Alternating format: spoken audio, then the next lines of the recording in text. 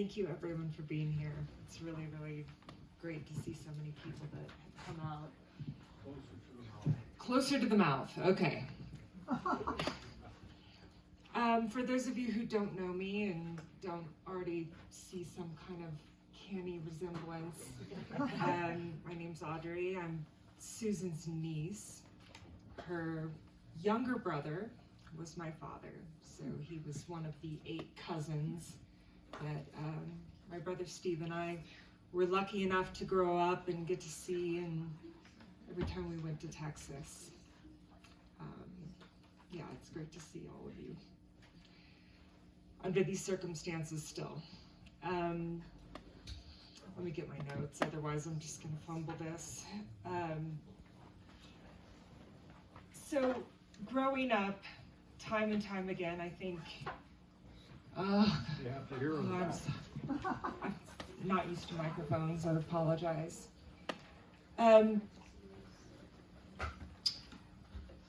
So my brother and I were raised in Indiana. Our father was an airline pilot, and he was based out of Detroit, and so that's where we lived because it was a close commute for him. So we didn't grow up as young children around Susan a lot, but I heard over and over and over again, oh, you look just like your aunt. You look just like your aunt. You walk just like your aunt. You know, the mannerisms, all of that are exactly the same. And it wasn't really until I got a bit older and when our father, was sick, and she spent a lot of time at our house. So she came out from Colorado to Indiana and took care of her baby brother. And she did a lot of that. And she spent a lot of time at our home. And that's when I really got to see it. Perhaps the best example, I think, it's something I'll never forget. I was a bit of a bratty teenager, and there was a night I was fighting with my parents, and I was really good at it. I knew how to wear them down. I was really effective. And Susan had overheard this argument happening. She comes in the room, she asks what's going on, and I start screaming again, and she stepped in between me and my parents, and she just started laughing at me. And it was like somebody had just knocked the wind out of me. It was one of those moments where you're just utterly floored. Nobody has ever dismantled you like that. And it was really, I think, that moment where I understood that this woman can see right through me. You know, she knows exactly who I am. And that was it. And that kind of sums up a lot of our relationship. You know, we moved to Colorado in the year after our father died in 1999.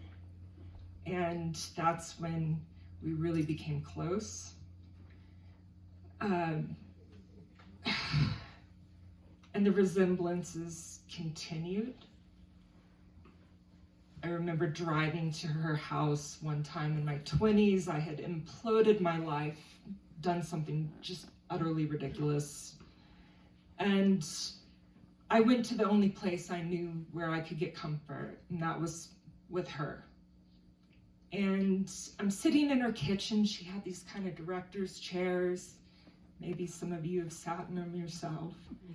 And I'm telling her, I'm explaining everything I've done, and I don't know what I'm gonna do. And she just starts laughing again and says, oh God, Audrey, I did the same thing when I was your age.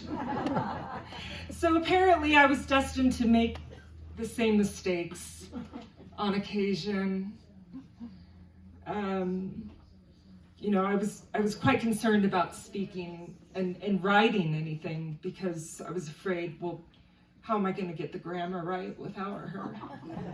You know, she proofread everything important to me.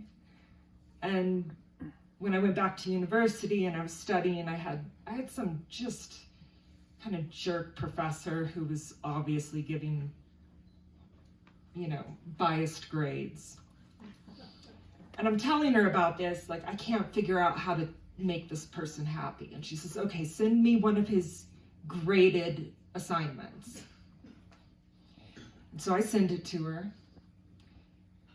And the first thing that she says is, well, he clearly doesn't care about grammar.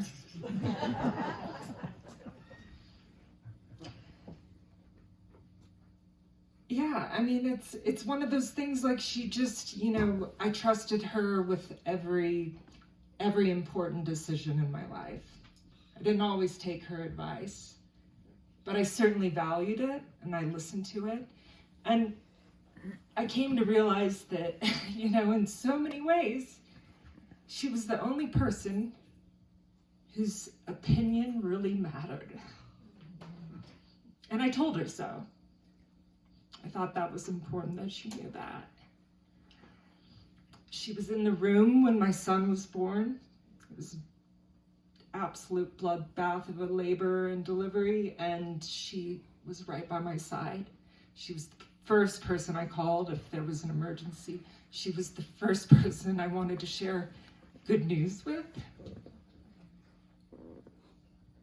It's going to be hard. She filled the shoes that I imagine my father would have had in my son's life, in Ethan's life. Ethan grew up coming here, spent almost every week, at least one day a week, up at her house in Netherland. Went to Wild Bear, the rock shop. I mean, this was home to him as well. And she gave him something incredibly special, and that's this community, and that's the library. And, he was in elementary school. I think it was 5th grade. There was a position. They were recruiting helpers for the library. And Ethan wanted to, apply for this role. And I'm like, well, you have experience. You've been volunteering at the library with Nanny as long as you can remember. Call her up and help her, or ask her to help you write your application. And that's what he did, and he was the library helper. We live in Manchester, England now, which is a very different community, but this summer before he went off to university, guess what he did? He volunteered at the library down the road. And I don't think that that's anything that he would ever choose to give up. She taught him how to be present in the community. And that's such a beautiful gift among the many other beautiful gifts she gave him. Ethan couldn't be here, so Ethan now goes to school. He's studying biomedical science at Bangor University, which is at the northwest tip of Wales. It's just one of these incredibly beautiful places. He's at the foothills of Snowdonia National Park and right on the Irish Sea, and I couldn't be happier for him. He's just really living his best life right now. And so much of it, though, is just a trickle-down effect of everything that she instilled in him. He asked me to read something for you, and so I'm going to wrap this all up with that. So, in his words, I have a small framed picture of Susan on my shelf, next to the textbooks and above my desk. On the shelf above that, I have 2 porcelain eggs that used to sit on the dresser in her guest room. It's hard to truly grasp that she's gone when I see her every day. When I see her in the view of the mountains from my favorite spot on the beach. When I see her in the hummingbird mural that I pass on my way to work. and when I see her in my friends and the people I choose to surround myself with. I hear her voice when my cats are meowing for their breakfast. For me, she is everything I do and everything I love. I am 5,240 miles away from my family, from the library I used to call home, and from the house that smelled like cigarettes and Eggo waffles. And yet I carry her with me everywhere. She taught me how to love and instilled in me a profound understanding of what love means. She taught me empathy and helped me understand that everything in this world is worthy of respect, even the stink bugs that lived in her house. I sometimes catch myself hoping that she is proud of me, even though I know she is. Yet I don't think she is proud of me because of anything I've accomplished.